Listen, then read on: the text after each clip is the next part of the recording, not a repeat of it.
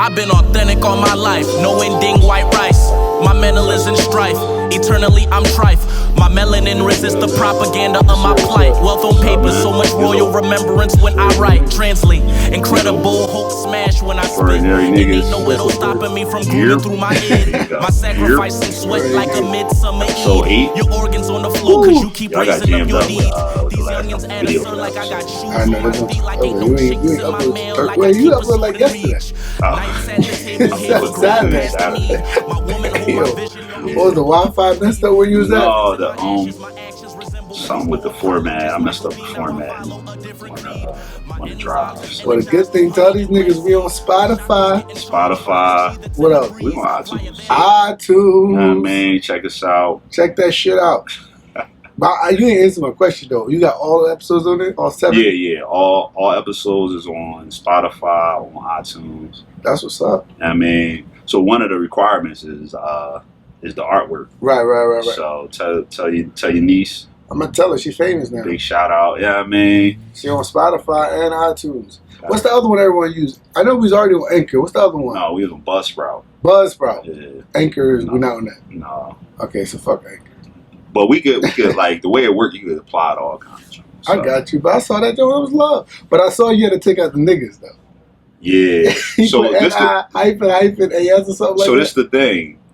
I can't do you can't promote it. Like you can't do Facebook ads. Really? No, because you got the word niggas in it. Oh, we can't do Facebook ads? Nah. And they not that I'm like, oh, we gotta do these Facebook ads. But what you trying to do? They give you $10. They give you like your first ad free. And they was like, no. No, they was like, you gotta change the language. Damn. So is that why you put the hyphen, or that was on iTunes? The little ampersand. What is it called? Ampersand. I don't know what it is. Yeah. I don't know. The and. The and thing. Yeah. I think it's amper. Ampers. I don't know. Something. So that's why I did that for that. All right, but what I'm saying is, can you now advertise on Facebook with that or no? I would have to change the name and all of that on Facebook, and I ain't really. Oh, the whole Facebook page, you said? Yeah. The Facebook page says Extraordinary Niggas Podcast. Extraordinary Niggas Podcast, you know what I mean?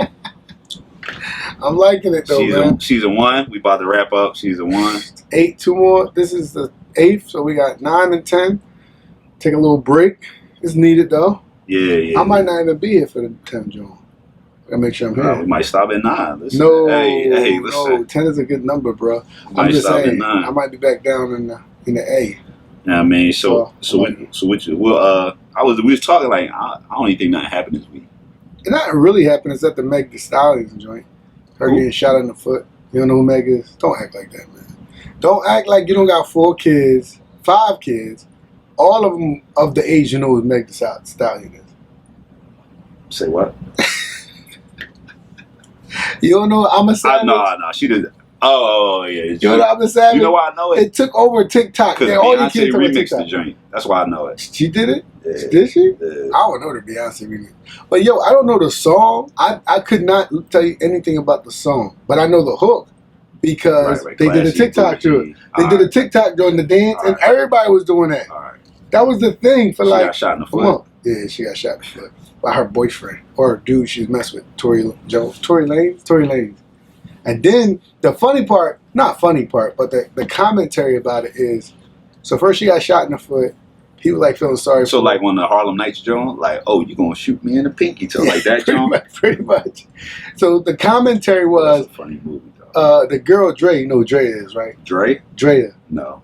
You don't know who Drea is from Basketball Wives. Never saw Basketball Wives. You need to look her up, bro. I'm gonna say you can thank me later. Just take a look at her for a couple times. You know, you get one look. So her name Drea. And it's just it. There ain't no explanations. It's Drea. Just Google. I never Drea. saw Basketball Wives ever. But all right, but you, I'm about to take your man card if you don't know who Drea is. But long story short, the chick Drea, she was on her some podcast and she was like, yo, I want to love like that. I want a guy that, if he feels to love me enough to shoot me in my foot, like I want that kind of love. Like that kind of shit. Based off of the movie? Or? No, based off of Meg. Well, come on, we talking about Meg Thee Stallion, bro. So she said that. And once she said that, it became even bigger of a story. Because people was like, I always support, that's wrong with black women, that's wrong with women, we got bad self-esteem. And then she had to come out and respond to that, Meg Thee Stallion. Because before she ain't say nothing. So now that's why that not all happened in like the past week. That's dysfunction, dog. What, get shot in the thumb? You want somebody to love you enough to shoot you in the foot? I mean, listen, I agree, but I will say you can't lie and say it's a little turn on when somebody kind of like obsessed about you. It's a little turn on. I don't want to get Like, shot. I don't want to turn on without getting shot. I agree. I said getting shot is too far. But you can't be a nigga. You like a Joe to like, pull up a couple times. Bust your windows out. No, not bust the windows. I want that part. I remember X was like, oh yeah, I pulled up a couple times like to drive by your house. It turned me on a little bit. I was like, that she's dysfunction, man. What some people are in love with dysfunction. I agree to that. I'm not saying I want dysfunction. I'm just saying it's not bad to have somebody a little stalkerish over you. That's all I'm saying.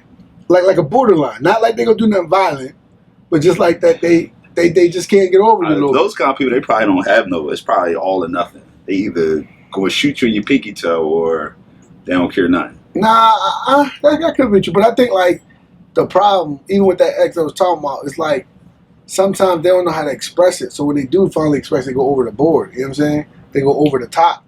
But it's kind of like I don't know. I don't want no crazy chicks. Don't get twisted. But you kind of like a girl to be like a little obsessed over you. Let me be, dog. So look, we had. That's all that happened. That's all that happened. Eid al-Adha. Eid al-Adha, which people don't realize is the most important. That's crazy. One right? of the most important Eids.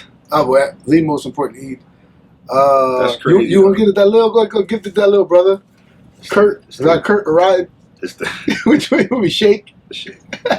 It's the greater Eid.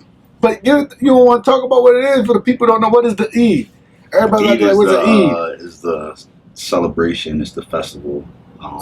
Muslims got 2 Eids. 2 Eids. And the one that just passed is called the Eid of the Sacrifice. Correct.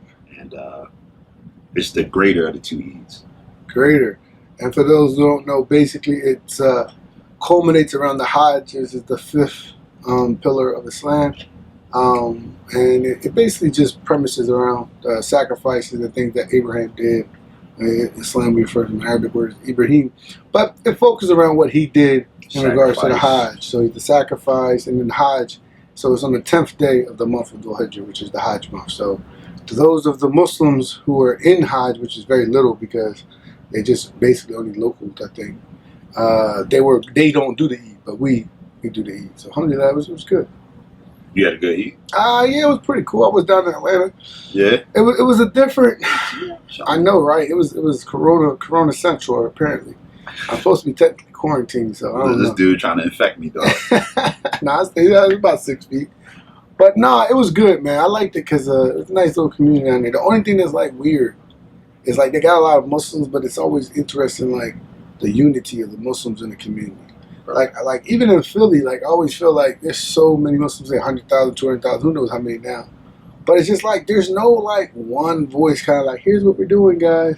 There's like no platform. So it was really like finding different people. And I found somebody who was a good community, it was a nice little joint, probably 60 people. But they also, in Atlanta, they were on they went back to whatever. They scaled back their days or whatever. Yeah, so they didn't like the Corona restrictions. Stay at home joint. So masses ain't really doing much. But it's crazy because in the county, they playing football games. One county, I went to a football Little League football game, and one county is even sending jokers back to school in person. But none of those matches are open. I'm like, that makes sense. Yeah. So I mean, it's just kind of like all of that stuff is all over the place. What stuff? Like just the restrictions. I mean, it's state by state, and I think like in a state like Georgia, and most states, if you notice, with the Republican head leadership, they like go for whatever. More lax. Yeah, they like go for whatever. You know, like we don't have to do this. Go for whatever. And then, like they said, I was watching the news down there, and they said that they have that hurricane coming up on the Gulf Coast of Florida. The weatherman was like, "Oh, we're looking at the satellite. It looks like 4th of July on the beach. All the people." I'm like, damn. He's like, I hope they're social distancing. Right. So apparently, like in the Republican areas, they're more like comfortable, or whatever. But it's always county, state by state, county by county. But it was cool though. Atlanta's cool. I like Atlanta. So do you do the 3-day Eid for Eid al-Adha? I don't think I've ever done 3 days ever. So we've gone away for the whole joint for like pre-Eid didn't go away for like that time. I got you. So you went away this week, though, right? I did. Where you go? What you? Yo, you a secret? I went away. I went away. That's it. I went away. You went away. Okay. Yeah, Damn. to a non-restricted area.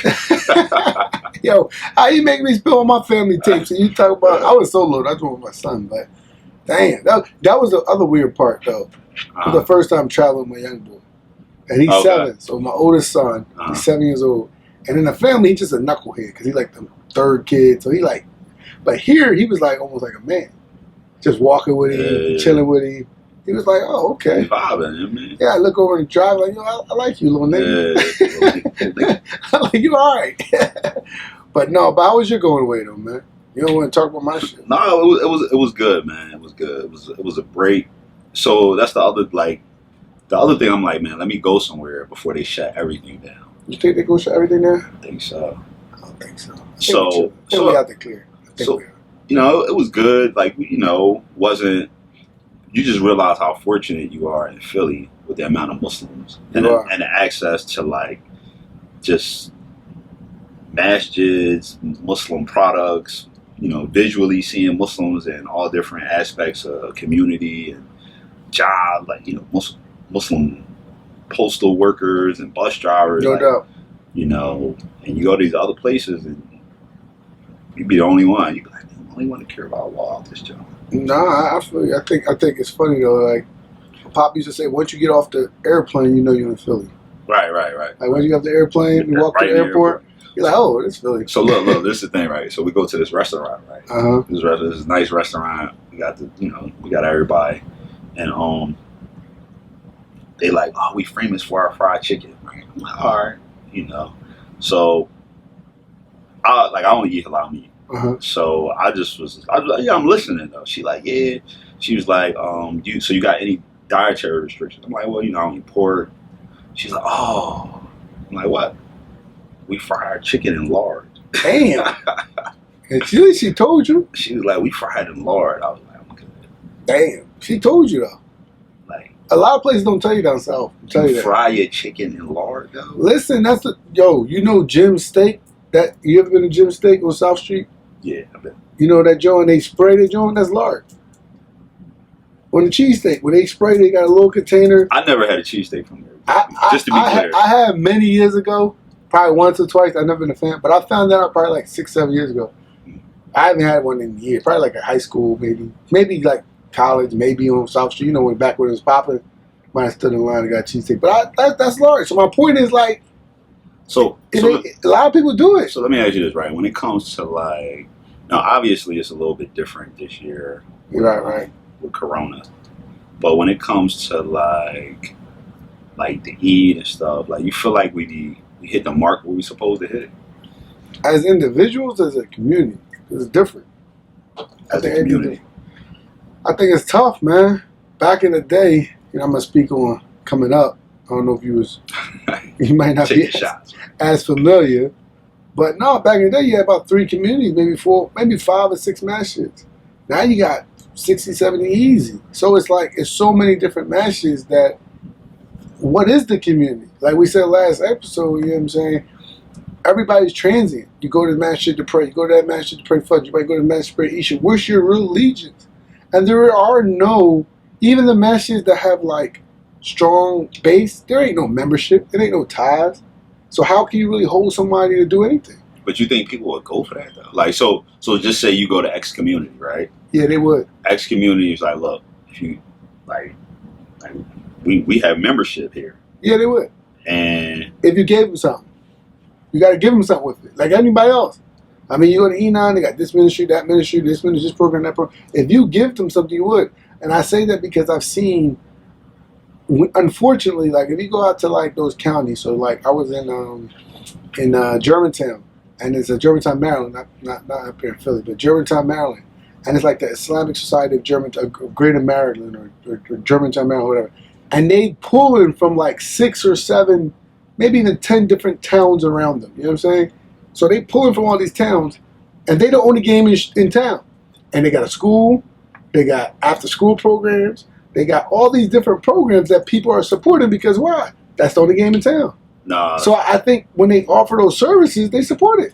And I look at it like the services, like that's the give back. Like you got to provide as a like a Islamic community, you should provide opportunity for the membership to earn blessings, right? Earn blessings, yeah, I agree. Service through those kind of services, right? Through feeding the homeless, through school, like all those different type things. So I was but a lot of these masses are just hanging on, man. Like think about this real quick before you go to the story. Most of these masses, how are they making their money? Solely by all they even open the doors by people coming to prayer and dropping off money in the bucket. That's not gonna last. And you see it even now with Corona when people wasn't there. I know matches operate on a third of the income. Yeah, but that's what I'm saying. So you got membership.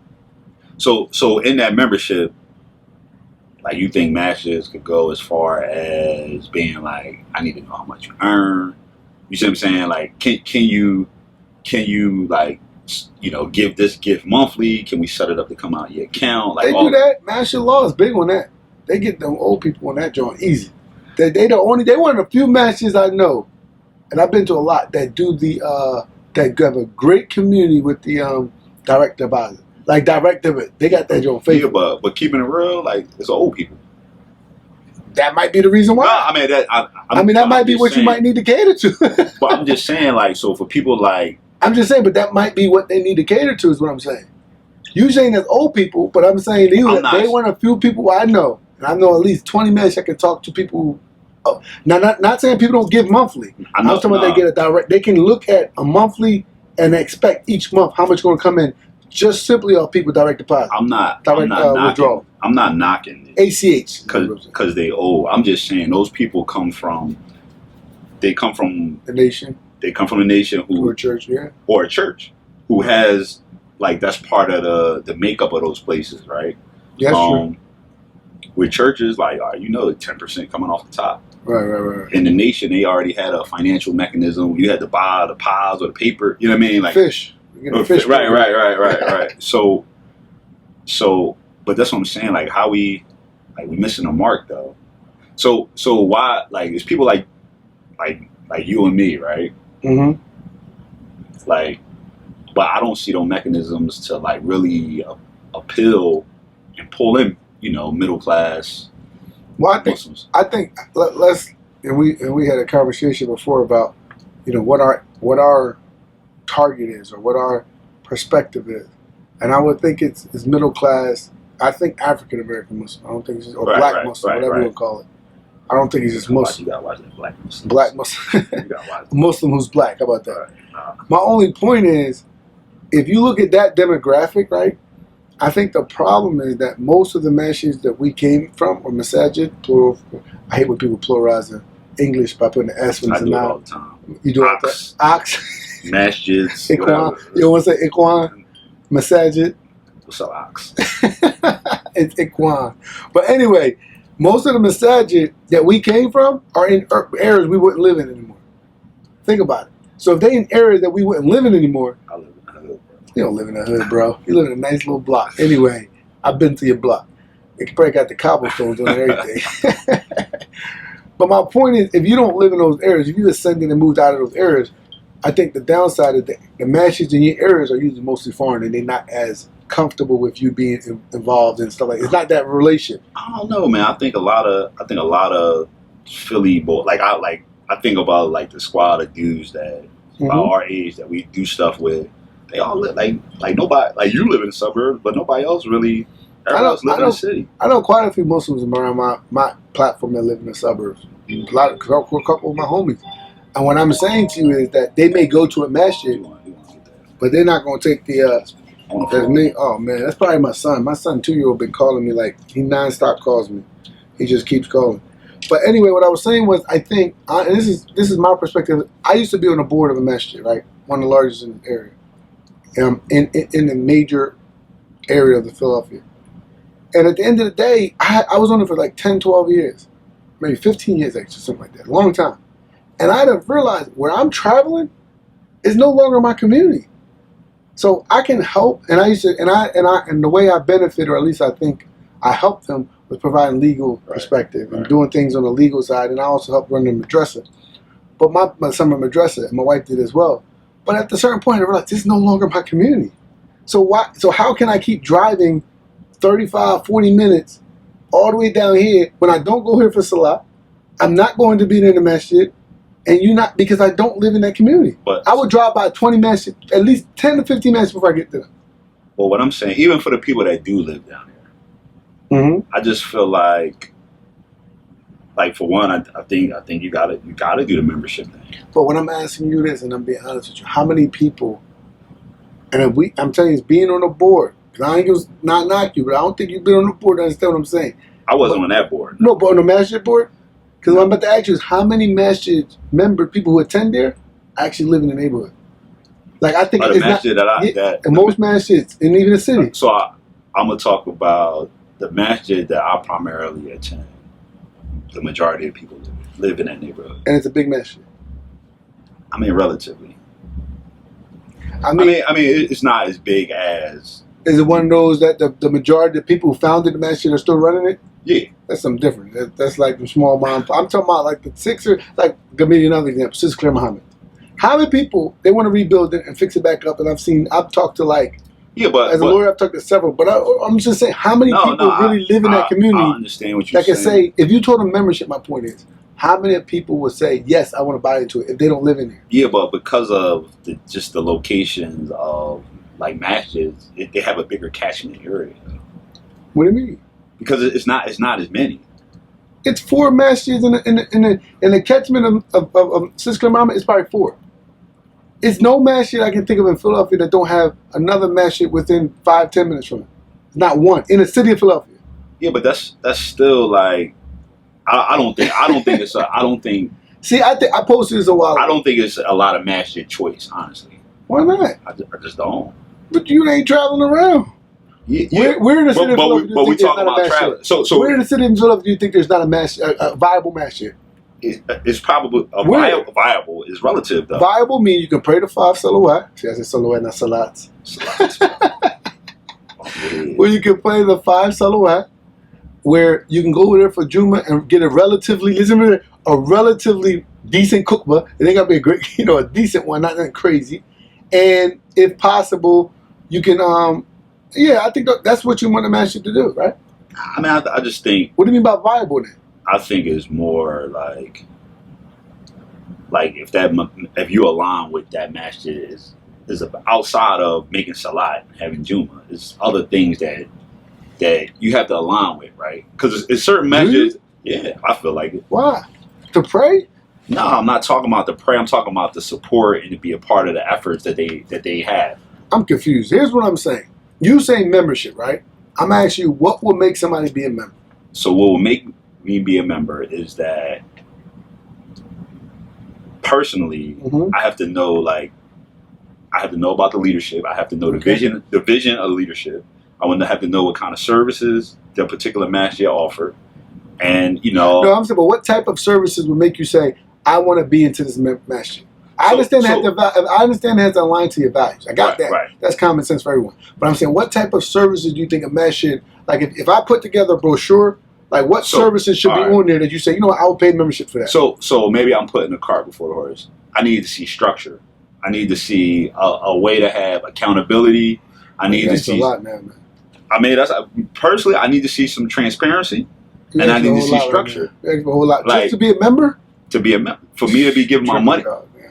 For me. Masjids, they even got it's just the one dude open up the masjid. A lot of masjids in Philadelphia, one dude opening up, opening up, they pray the 5 salawat, and that's it. So what structure are you expecting? That's my point. I mean, you got one dude run a house, he got structure, right? I guess. Here's a better question. Do you expect masjid, what do you expect the masjid to be? Because a masjid, do you expect it to be like the church, where they're doing all different facets of your life, or there's a place for you to pray? That's the real question. I mean, it depends on what you. So when you talk about me personally, when you talk about membership, I mean, I can pray. If I'm gonna be a member somewhere, I need to see that other stuff. No, I ain't talking about membership. I'm talking about because you're saying that if your opinion is that the masajid in Philadelphia or the masajid you see, they may be missing the mark because they need membership and they're not getting membership. They're just getting transient people. Is that what you're saying, right? Then I'm saying, all right, what would it take for membership? Now, you need all these qualifications and shit. I'm like, okay, fine. Now I'm saying, the question is, what is the role of the masajid? Because what is the role of them? Because the thing? I don't think it's one role though. I think it's a role. I don't. No. I think it fits many roles. One is that you got to offer somewhere to worship. Okay, so that's one. That's the primary role. Okay. After the like it has to offer what they call it, like fellowship, right? Okay, you think they got to offer fellowship? Okay. Yeah, I mean, like offer some level of being able to interact. Sound like that Christian gang, fellowship. That's a big word. I mean, it's a word, dog. Like Christians don't own these concepts, her dog. house to have some fellowship. They don't own these concepts, though. So keep going. So you said, I'm trying to read it. Place to pray, fellowship. Right. What else? Fellowship. They have to create fellowship or offer a space for fellowship. It's a little different. I mean, I think because they might make the masjid open for people, and you can have your own fellowship, or it could be like them orchestrating fellowship. I mean, I think they should promote it. Sorry, promoting fellowship. What else? Promoting fellowship. I also think that they should have an educational component. Education. That's a lot now. We get. Whew. I mean, what else? And I'm assuming Islamic education. Yeah, right? Islamic education component. You know, I mean, just and it could be as simple as just. No, I got you. Like the basic. The other thing is, so then we start to get into like services that benefit the community that masjid is in, such as, like, feeding the homeless. So they have to have community services for that impact in that area that they're in. Right. All right, I got 4. So I mean, that's it for you. If masjid got those 4, you good? Because I can name like 20 with 10 at least with those. And I mean that's all I would think of. My only thing is I don't think those are bad things to have in a masajid, in the masajid, and I think that most masajid has them. So I don't fight that. The thing. Wait. The other, I mean, in a level of accountability. Yeah, I don't know what that means, man. I know what accountability means. Wait. Accountability means might be different what I think. I know what accountability means, but that's just subjective as shit. Because you might say, show me your financials accountability. And I know masajid do it all the time, but you can't change nothing in there. Like, they can do what they want. Yeah, but... So, I know other masajid that bend over to you and to the people who come, but they don't show their financials every day anymore. So, I mean, yeah, but let me think. How can I explain this accountability? All right, just go ahead. So it's subjective. When it comes to me, I'll explain. All right, but here's what I was going to say. I think those 4 you listed aren't a bad thing. The thing I think the masajid are responsible to do is, number 1, is to offer a place to prayer, and number 2, the only thing I think they have to do is offer you an opportunity to carry out your religion. So, for example, when the areas of need, so I would think of marriage, I think of death, like when there's funerals and stuff like that. And I would also think of places where you could pay your zakat and things of that nature. And that would also include Islamic education. So I think, for me, that's all the masajid need to do. And my question is, and I was in a Djibouti, perfect example, one time, many years ago. And many of the masjid, or the masajid, were only open just for the salawat. That's it. Then they had 2 or 3 big masjid that did all the things you talk about. Yeah, but that's somewhere with a whole Islamic structure. Everybody Muslim in John. But that's what I'm saying. Like, so it's a little. But I mean, a lot of the needs of what we need is a little bit different. No, they still need Islamic education. Yeah, but it was a masjid on every corner. That's the other part. What? I mean, it's state-sponsored, government-sponsored masjids. That is true. That is true. It's government-sponsored. But they open it up. They pray. I'm just saying the concept of a masajid, I think this is what we have, too, as a black people, to be honest. We have that, what do they call it, savior mentality. Like, think about it. We gravitate to the imams and think it's like that savior mentality. We have that as black people. And we expect it. That's why the churches that are most packed, have the great big old pastors. Jokers out here paying. They got pimps in the pulpit, right? People gravitate to those energy. And as black people, we run to them. I don't think that's a black people. I don't think that white people, the Catholic Church, who do, like, I never heard of. Are you kidding me? Do you understand the way these Catholics do?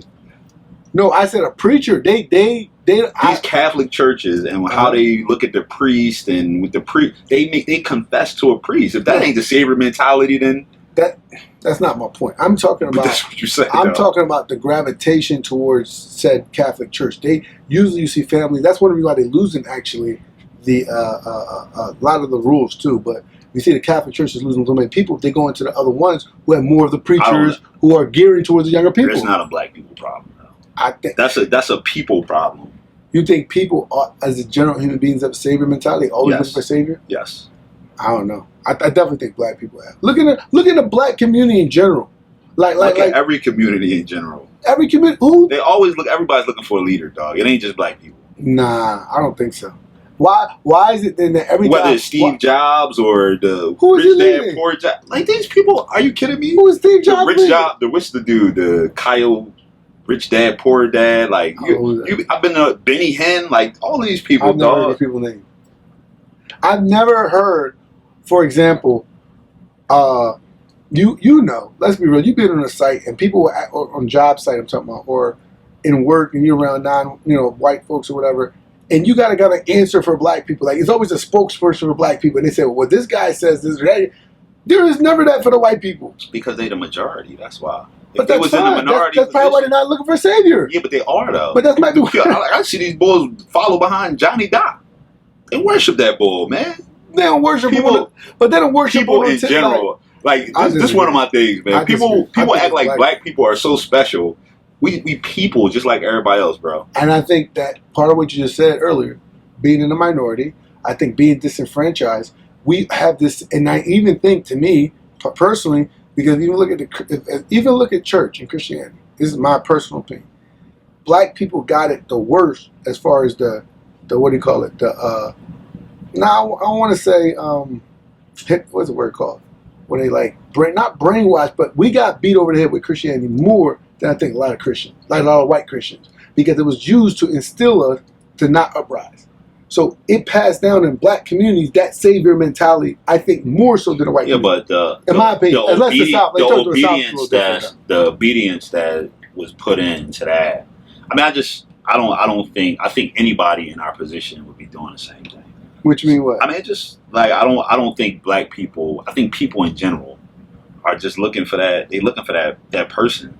They got mentors. They got all of that stuff, man. They got this. But that's not a savior mentality. It is though. It is. Well, I ain't gonna. So all right. So my only point was this. I think that the masjids, people.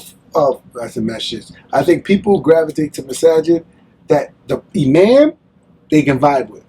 The imam is someone that they want to follow. Right, but that's because they agree with the ideology of the imam. Or, I think it's gonna be a good speaker sometimes, good teacher sometimes. It just depends on the person. It depends on that person. But my only point is to back up. But that imam puts a stamp on that community, whatever community. There's no community. That's my point. Nah. Like the imam at Germantown or the imam at or 60th Street or Cuba. Like it's a vibe that those communities have that trickle down from the imam that they have. But what I'm saying, when I say there's no community, we talked about this before. In the black community, you talk about black businesses.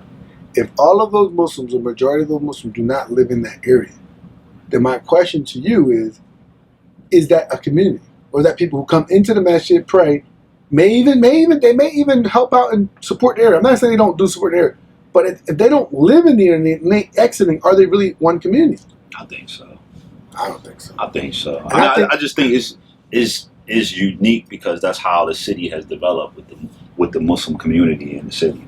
I think that's most black communities. You see a lot of black churches the same way. My aunt now, her church was up there on State Road. Now they're moving up the City Line Avenue. Right. They don't. I think the community concept of faith, like a community, is kind of gone. You'll see people who still go to churches. For example, the people who go to a church on the famous one, I think it's on 12th and Cecily Moore, whatever that big joint is called, or even the people who go to Sharon Baptist. Right, mm-hmm. A lot of them don't live in those areas no more. So, but they have it. But the difference is, I think, they have a Green League. You ever watch that show? You probably did. Never saw it. Are you a member of a masjid? I'm not. Ever since I got off the board of my old masjid, I'm not a member. But also, do you feel like that's an issue for you though? Do you feel like you need to be a member to a masjid?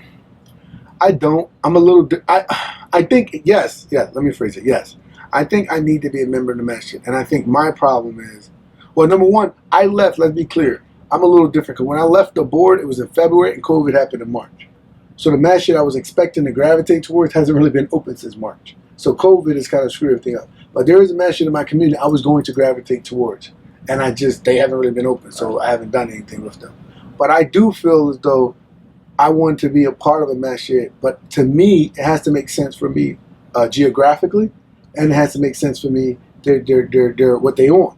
Because there's another masjid that's very close to me that is geographically good, but I'm not agreeing with what they own. But that's what I'm saying. So it's not just about geographically. But that's a part of it. So what if you got 3 masjids in your area, and you like, no, geographically they close, but the masjid that's on or that you vibe with. I hate this. They own the hawk. You own the hawk. What do you mean on, man? Go ahead. I mean, you said it. I said on what I'm agreeing with. Right. They on the same page as me. All right. So a masjid that's on the same page as you is 3 miles away. And for me, that's my match. I will gravitate towards. But are you part of that community? Or just say it's 10 miles away. If it begins to be more than Philadelphia 10 miles, no, I'm not part of that community. So you wouldn't go to that. You would just... I would go there, but I don't know. I don't think I could be a member there, because how can I really dedicate, unless I'm going to put all the miles on my car, keep going back and forth. And 10 miles in Philly is far. Yeah, but it ain't like you riding a camel. But 10 miles is far. It's not about that. It's not 10 miles is far. No? No, I mean, that's 10 miles is in Philly. Inside, if you say 10 city miles, that's going from South Philly to Uptown. So, just think about that. South Philly, probably like, not even like, I'm talking South Street. Let's say South Street, I want to bet to about, not Charlotte Mall, but probably like Ogons, in like 78 Ogons, is probably about 11 miles. That's far as hell. That's a 40-minute drive every day. So, and man, and what if you work in West Philly? No, I you see what I'm saying? So I primarily have, when I was like a member of a masjid, it wasn't in the neighborhood I lived in.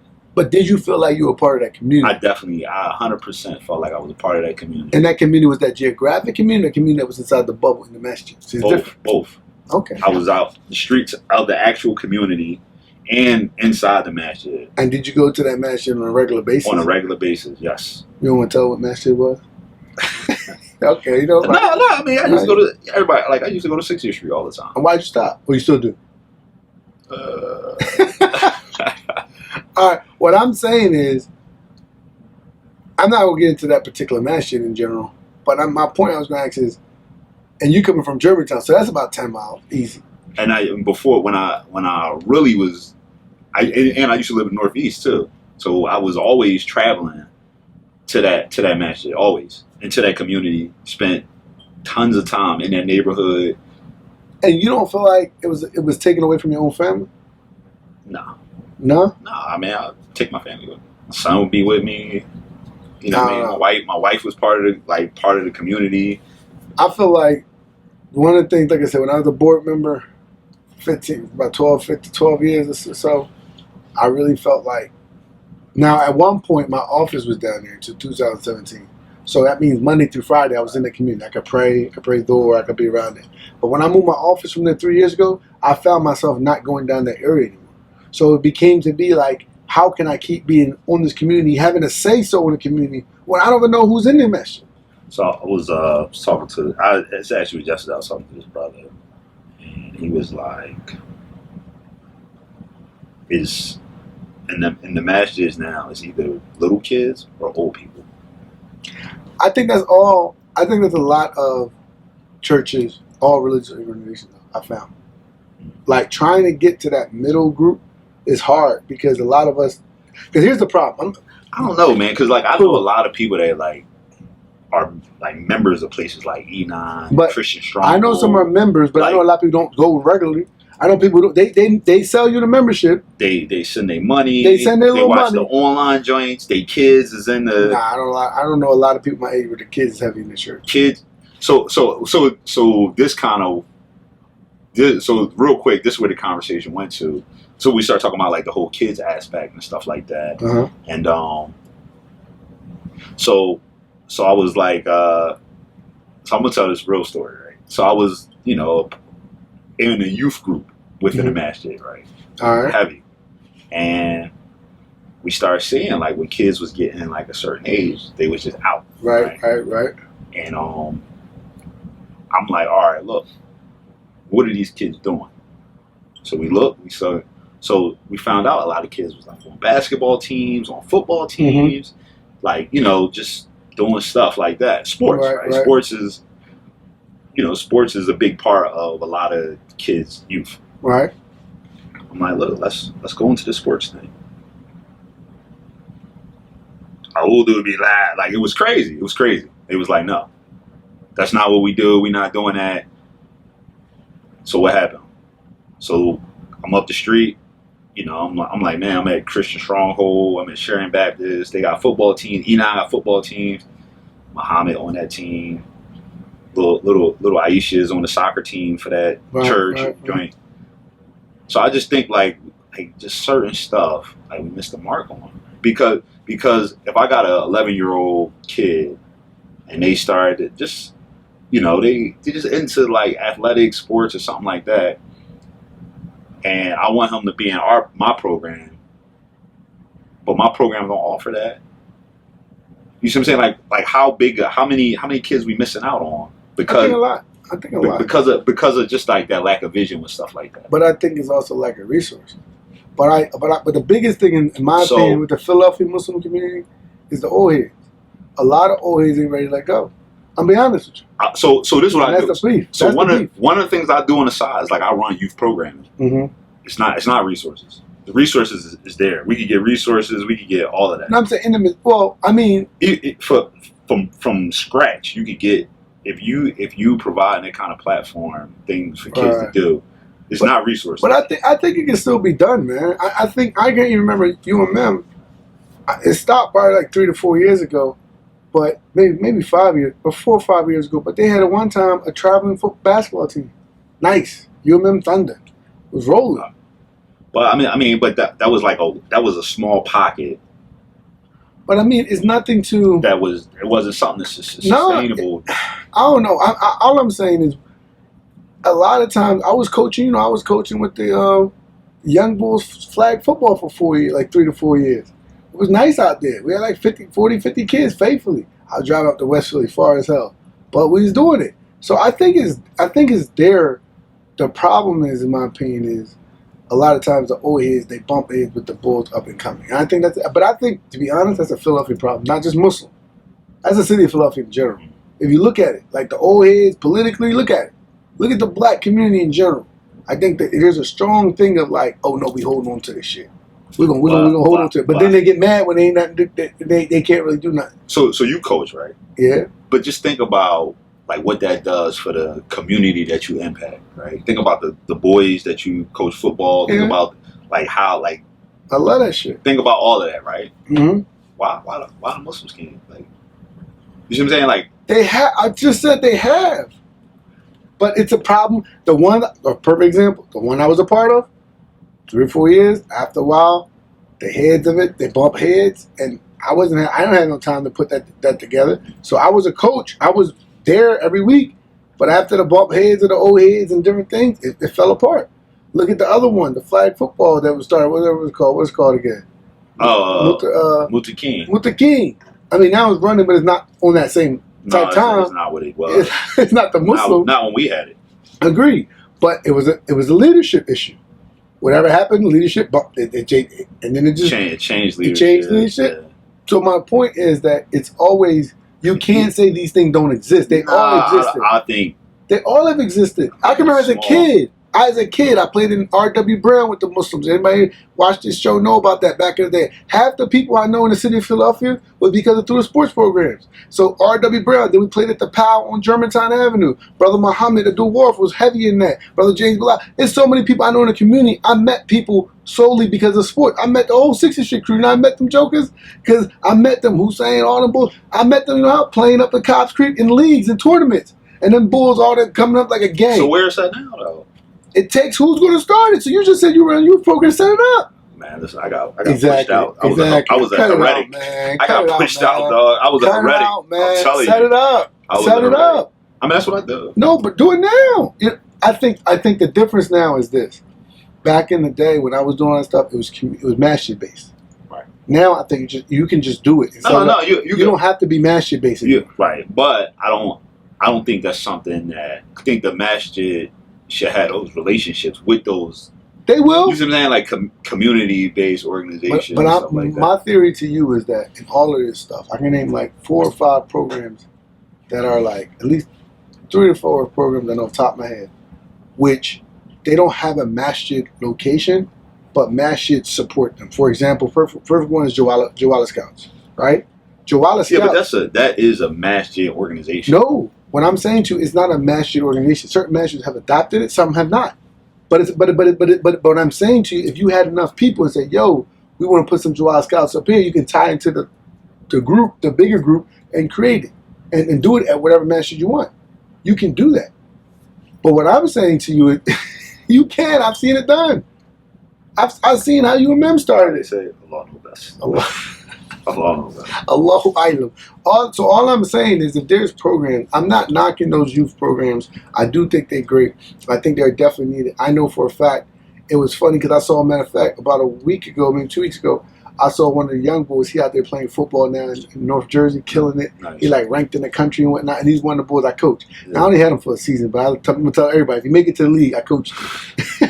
It was like one of them jokes. I was like, "Here, you get the ball, we'll go run," because he was nice. But my point is, it felt good for me. I've always liked coaching, and I did it with. I've done it. I've coached football probably for the past 5 or 6, probably 10 years, and about 3 or 4 was with the Muslims, maybe 5. Yeah, it's just and like then it fell off. So then I had to go somewhere else. yeah. So It's a vibe though. Like when we was doing that Mutakeen John, that John was a vibe though. It was nice. It was nice. You know, we stopped the games, pray. Like it was dope. But then they did the joint with the basketball. They had it. I know. It was rocking down Frankfurt. Yeah, we had Mutakeen basketball. I'm just saying, then it was. I mean, but I don't know what you mean by there's no.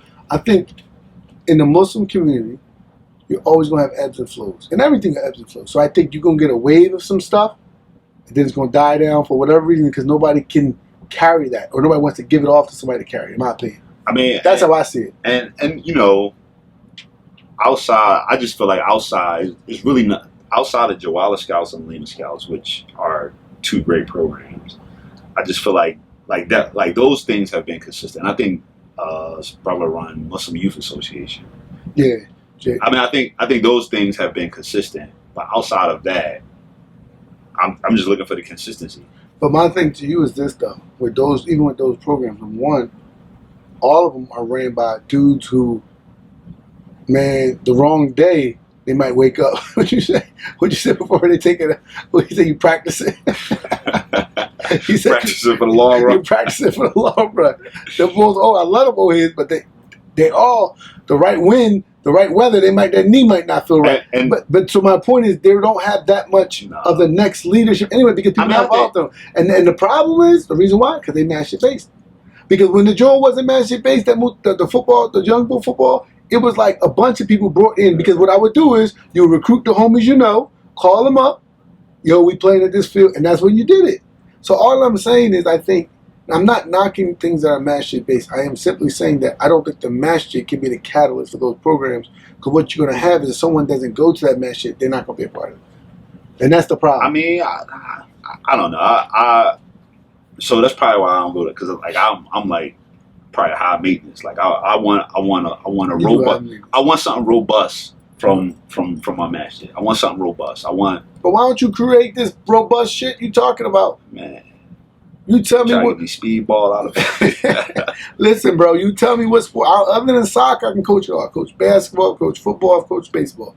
But just even like just other. I know I play. That's just like, the rules. Like community, you know. I mean, I have seen an uptick in some of that stuff. You know, like feeding the homeless and neighborhood cleanup. You know, I mean, I don't want to say none of that happens. So what is it? So we can leave it as a middle class Muslim who's black. Right. What do you want as a program? I just a youth program. Me personally, I'm probably attracted to structure. So I want. But none of these places got structure. A lot of churches. Listen, I'm not comparing it to churches. So what are you comparing it to? I mean, I'm comparing to black people And we don't know structure. You know, business. We talk about black businesses. Yeah, they don't have structure. But and that's their livelihood. But structure exists though. I don't disagree. Just because we don't implement it. I don't disagree. I'm saying to you, if as a culture or as a group of people, we don't. My poppies always say, black people hate structure. Not me. I know you. I'm inclined. You're different. I'm inclined but to you it. also a bougie mofo. And I'm just saying, I don't mind structure. I like structure, but I know how to navigate without structure because a lot of us don't know structure. Because I be in meetings and I'm talking to somebody simply about structure, and oh yeah, wow. Oh, but then you get the time to do it, they want to go rogue because they're just used to doing things without structure. Yeah. So that's a problem too. No, so that's where I'm at. Like I need to. But Ixnay on that I need to see structure, and I need to see a pattern of good decision making. Now you ask a whole lot, dog. I know, but that's, so listen, everybody here right now, if you're Muslim in Philadelphia, you want the youth sports program, you can contact Rod. Hit me up. I mean, if I can't do it, I'm gonna show you the structure. You gonna do it, Negro? If I can't, listen, we're gonna start with sport. We start with. We ain't doing no sports right now. Listen, you know what we need to do? You know what we need to do? I'm gonna tell her. I'll put it there right here, right here, right now. I've been coaching. This is my second year. Last year I was helping out. I don't think I was a real coach, but this year hopefully got one. We have a football season. I will actually coach quarterbacks in high school, and I'm extremely excited to PIAA. But here's my point to you: we need to get a travel 707. You know what 707 is, brother? Yeah, I'm just making sure I know you're a soccer dude. No, all the privilege. No, we probably know polo. Right. You polo. Yes, I play polo. Listen, what do you play? Anybody that know me, though, lacrosse. Well, they know lacrosse. I don't know that shit though. I'm just keeping it. I'm doing football and basketball. I'm a regular. Listen, nigga. But my point is, I mean, that's what I do. Let's get a 707. That's what I do. All right, we can call it Extraordinary Niggas, our team. I'm dead ass. We prefer to get Muslims because there's a lot of Muslims who play football in the pub and other areas, and you can get a 707. You don't need 7 young boys, maybe 12, and you can travel. I want to buy me. I'm trying to buy me a van Sprinter. I got a whole other theory about what I'm doing it. But my point is, delivering Amazon packages. I want to turn that joint into like a home in the back. I want to do my travel. Do a hike, take a nap. And we listen. We didn't even touch like what communities do for. I mean, I just think it's a need for just even like the whole like marriages and no, I think that's big. That stuff. I think that part I think is the more important. We didn't even touch that part. No, but that part, listen, I will tell you right now, masajid, especially in Philadelphia, are horrible at that. They are horrible. Some are better than others, but they all are generally bad at not only marriages but counseling when it comes to marriages, and also more importantly, divorces. Like that whole structure. Somebody told me today that a lot of Muslims don't use dating apps. Yeah, what's wrong with that? No, I didn't say anything wrong with it. Minder, Muzmatch. What is it called? Minder, Muzmatch. What is it, Muslim Tinder? Minder. Muslim Tinder. Minder. Is Minder? Is Muzmatch? I heard a lot of them. What's wrong with that? I'm not saying anything wrong with it. But you ain't gonna find no sister in the masjid no more. Them days is old, bro. Listen. Yeah, but that's part of it. I grew up where. Listen, but see, I'm gonna tell you, no. Where we would all meet up. You're like, yo, who that? And then next, and I know dudes who got married for that. Some are still married, some are not. But my point is, I know people who got married 16, 17. Oh, look at that. Yeah, that's what. Them days is old because nobody's in the masjid no more. But that's what I'm saying. If you got a robust situation, it's more likely. It's more likely that you're gonna be able to have a masjid be a part of all of that. I disagree, and I'm gonna tell you, as a young boy who came up in the masjid my whole life. First of all, everybody. So I didn't come up in the masjid, but everybody I know, right? They talk about people that they grew. Oh, that's like my cousin. Oh, that's like such like. Like they're not even looking at people that they're growing up with as a viable option. You don't look at the person. You look at the person you grew up with, girlfriend or cousin, as the option. It ain't that first level. Like if you're in a masjid, right? Like I'm just saying, as somebody who grew up in the masjid, my dad was heavy in one masjid, like leadership, founded another masjid. So I grew up in the masjid, like I really grew up in them Jones, right? And at the end of the day, about the age of 12, 13, you always going to tail off. About high school age, once you get like 13, 14, you have to go. Especially if you're in the sports, because you're not getting it from the. We talked about that. No, but you're not getting in the community. So I'm just saying that's normal. That was even normal in the 90s, is what I'm saying. You're going to start tailing off. But you've already created a crew of people that you're all tailing off together. So I had like 5 homies that we all grew up in the masjid. So about 15, 16, we started to tail off together. But you had some organizations like MYA, Islamic Heritage, etc., that was doing some stuff once a year trips, and then that's how you got your little flirt on, you got etc. But my point is that I do agree that the masjid is lacking in having those arenas for young people. But what I'm saying to you is, at the end of the day, I think the idea of it being masjid based is no longer a viable option in a city like Philadelphia, because it's so spread out and so many options. Back in the day, it was 10 masjid. Even in 99, I would say. So it probably like 15, 20 masjid. And then we're talking about black, probably 15 masjid. Right? Now you're probably talking about 40 masjids that are black based, majority black people. I'm taking applications though. For what? Your masjid? No. What? For the kids, man. For what? Oh, for the sports or for white? Nah, what we talking about? Look, all of it. I'm taking ads for everything, dog. You taking an app for anything? For any area. So you got the box for every single thing. Check out which one you're interested in. I'm just saying, even like I see it though, like so. And I'm kind of like on the outside, so I see the way, like, oh, that's like my cousin, like, and it's like. So you're saying if you, the reason why I started coaching football for my son, to be honest with you. And on top of it, like, I see other communities, non-black communities, they not looking at each other like, oh, I grew up with this person and my cousin. I think they are. I think the difference. They married their cousins, but still. We can marry our cousins too. I think the difference is, though, I'm going to be honest with you. I think, like, if you look at majority black masajid in Philadelphia, at least the ones I've probably been to all of them, even some of the African Jones. I don't know if you call them black or not, but my point is, I think the structures, probably 80% to 90% have small, limited structure. And the ones who even have a good structure, some of them have limited resources to have a structure. So they might have a small community. I can think of one community off the top of my head. Small community have a decent structure, but they don't have a large community. It just is what it is. So I think it's difficult to put on large scale programs, because if you don't have the support, you can't do the programs. So I think you have to have people on the outside like you, maybe even I myself. I'm not opposed to it. Create programs that are citywide programs, and then you recruit the masjid through the masjid. That's the ticket, because people like 30s and their 40s, early 40s, not early 40s, but definitely in the late 20s, early 30s, they ain't got time to be in a masjid, like as far as to be in membership. They'll go pray, they go bump their head 5 times a day, some of them, but they don't, because they might work, they might be traveling work, them in the Northeast, they're going to pray here. They might be working in West Philly one day, they pray here. They do, so they don't have a masjid. And for Juma, a lot of people go wherever they met. Some Juma, some masjid, masajid, they have rotating imams. Oh, who leading it this week? Oh, I'll go over there. So I'm just saying, I think the days of, because there's so many, and I think, and back to you don't like it, but I honestly believe churches have the same issue. Other than the 5 or whatever many mega churches, all churches are just like, there's a store, or what do you call it? Small storefront church. You know what I'm saying? Other than mega joints. And you got Bright Hope and all them, they mega joints.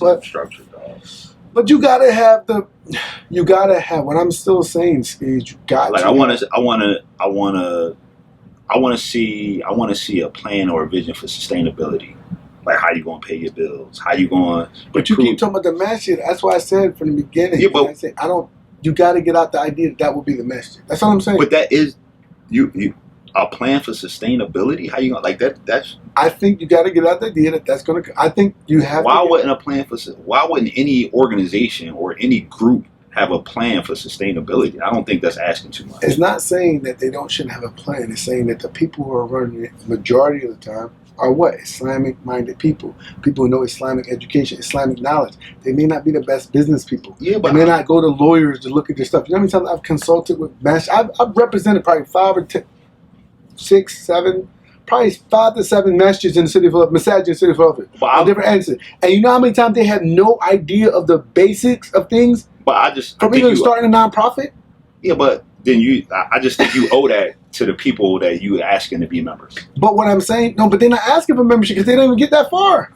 And I would tell you right now, if you want to be blunt, in the state of Commonwealth, Pennsylvania, it's not a good idea to be members, to be technical, because you have certain legal rights. But I'm not going to get into that. My only point is, all I'm saying is, I've looked at bylaws of masjid and different masjid, and they've asked me to revise and give advice. They don't even be wanting bylaws. No, they all have bylaws. They all have bylaws. Some of them they don't touch in years, but they all have bylaws. At least all the ones I've seen, they know at least they have that. But some of them be so outlandish. Like I've seen bylaws that wasn't changed since like 90s, and I'm like, dude, why do you have? Like, I asked one masjid, I said, yo, they had all this extra stuff, like 4 or 5 different governing people, and they only had 10 people really involved. Right. I'm like, how do you have? I said, who's doing all this? Nobody. Well, why do you have in your bylaws? So all I'm saying to you, and that's about structure. They don't understand that you don't need that. So my point to you, and then they didn't agree with me, despite me telling them they shouldn't, and they kept moved on and probably still beefing. So all my point is that I'm saying a lot of masjid, unfortunately, and this is the big problem, and I used to tell my board that when I was on the board is this. You got to get out of thinking, my old board, I'm not on the board anymore. But you got to get out of thinking of just Islamic. You have to think like as a business. And non-brand. But I don't think that's not, to me, that is thinking Islamic. No, but I'm saying, all right, what I'm saying to you is churches have learned how to do this. Muslims have not.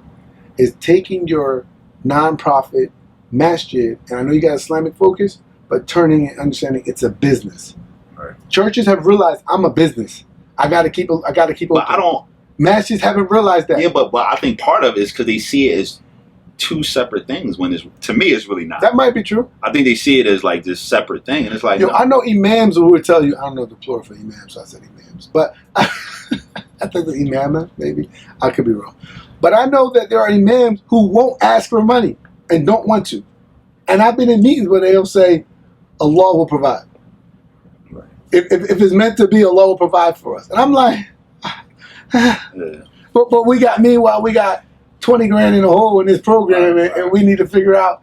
And they'll say, oh, mashallah, Allah will provide. I've been in meetings where they'll say that. And I'm not saying that you can't, Allah, without a doubt, Allah will provide. But Prophet Muhammad said something, tie your camel and trust in Allah.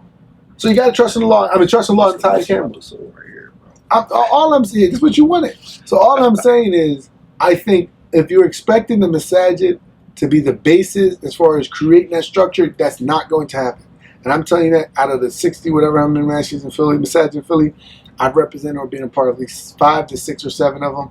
And they're pretty consistent from the African community, from an immigrant community to the black community. I've seen all their bylaws. I've seen a lot of things I've helped them with and things of that nature. And they all struggle with the same thing, which is there aren't people there who are business-minded. A lot of people who are Islamic-minded, they know the deen, but they're not business-minded. Yeah. And then you fall in the same problem because when you try to run a nonprofit, it'd be Islamic and business-minded. I think you gotta. When you say you want to start a match, like you can't just be like, I want to start a masjid and not understand that you have to, like, have a way to sustain, have a way to serve. Like I don't know. That's me. It's probably. Some aspect, but I would say a lot of the masajid, if you think about where started, was just because we needed a place to pray. Perfect example I give you right now, and I'm not saying not business minded, but I'm just saying what's happening. This Center City Masjid, that's you've seen this stuff with them. They started with just we need a place to pray, so they found a place in down City Hall, I think Municipal Service Building, and they playing right now. 2 years later, we need to build a masjid. I think they were underneath a church last year. I don't know, but now they're like we need to build a masjid. So I'm not saying that they won't have structure, but that's how masajid are built, at least in Philadelphia, form. A group of people say we need a place to pray. They sign a little lease. Somebody put their name on the John Hancock. They get a place to pray. That place gets packed so much, they say we need a masjid. The question you should be asking is, do we need all these darn masjid? That's the question. No, that's the real question, because just because a lot of people coming to pray, do you need to be a masjid? I don't have a problem with it. But do you? Yeah, obviously we do. We have them. But you just talked about the membership thing. So if Center City Masajid, right? Let's say Center City creates a masjid. How many people really live in Center City going to go pray there? And think about the traffic and everything else. But see, that's where you and I differ at. Like I can be a member of a masjid and not live in that. So do you think, because I'm telling you from being a board member of South Philly, which there's no parking in South Philly. So there's no parking in South Philly, there's no parking in Center City. So I just feel like that's. Do you think a Center City masjid is kind of like an exception? Why? Because there's only one Center City. But no, my only point is, do you think that they will be able to create a long stay, like membership, or will they be a transient? See, I think a lot of masjids are transient. I think Center City probably should be transient. Okay. All right, because I envision that too. But then if it's transient, then I go back to my point originally. Do they need a masjid? Or do they just need an area to pray? because if it's just transient, and I used to say it to Manchester South, I say, yo, we might have to think that maybe our community is just a transient community. Because think about South Philly, perfect example. When they built that mansion in 1995, that area looked completely different than now. You can't afford to live down there. Exactly. So you talk about people in the area who was if they owned a house, they done got out of Dodge years ago. Sold their crib for 200, 300 grand, might have bought it for 20 grand, and they out. So all I'm saying to you is, how can you really create a community when everybody in there is cab drivers, majority transient people who downtown might be too far. I don't know. You probably know better than me, but I felt like they had enough of a mix where they still. It's tough. It's tough because back to what you said because they I feel like South UMM did do a good job of having that structure to some level and offering services and offering areas of fellowship. Like, y'all had the craft feast, the fact, like it was all of the stuff they did. And fashion show has struggled. Listen, historically, all I'm gonna say is this: any masajid in the city of Philadelphia, if you're basing your programming on the people who usually live around you or in that area, I think you're going to struggle because most people are transient. So you look at the places like the Northeast Masjid, there's a couple of them out there, about 4 of them out there, but they have been thriving because people are not leaving the Northeast to go all the way to South Philly, different places. Like, they're staying out there. So what I'm saying to you is, if you cater to that area, you can really thrive. And what happened with South Philly has happened to a lot of other masajid. Kuba is similar as well. Gentrification, or just people that are no longer live in that area. So if people no longer live in the area, they stop saying, I'm going to drive by 10 masajid to come to you, unless you're superior. They might not even be stopping at the other 10. They're just not driving all the way out to... No, they just go to the closer one. So what I'm saying to you is that is the problem. So I think, again, that what you're saying is correct. I think there should be more programs. But I guess my only point in this whole conversation is, I don't think the masajid can be the driver of that. I think the people in the community can be, in the Philadelphia community. And if you create the programs, I feel like people are going to tap in. So we got a 7-on-7 football team. My fault. Oh, I thought you were my fault. My fault. So we got a 7. I do got 11 Pro Max. Pro Max too. I got the Pro Max. I know. My wife got small. She get mad at me. But anyway. He hyping a 7-on-7. The brother just said, we got a 7-on-7. If you interested, you can hit me up. We're going to have it spring next year. 7-on-7 football, inshallah. We talking about ages. What are you doing? You got 12 up? Nah, that's too old. 12 up? No, you got to get old. The old boys, that's the ones who want to play. You got to start like 9. No, it's hard to find 9, Jones. The most is middle school. Middle school up.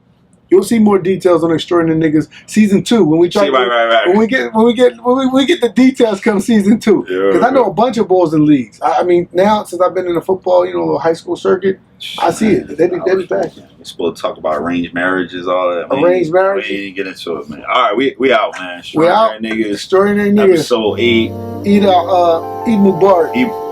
You know what? We got some banana pudding. Is she there? She said she dropped. She left it. She was scared to come on the mic. All right, man. She was scared of the mic. Right.